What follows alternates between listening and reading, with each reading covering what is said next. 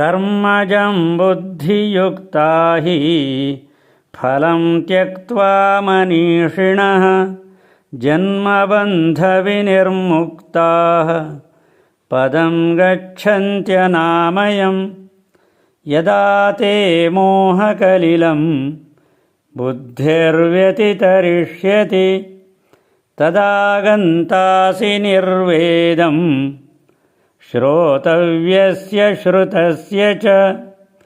श्रुतिविप्रतिपन्ना ते यदा स्थास्यति निश्चला समाधावचला बुद्धिः तदा योगमवाप्स्यसि।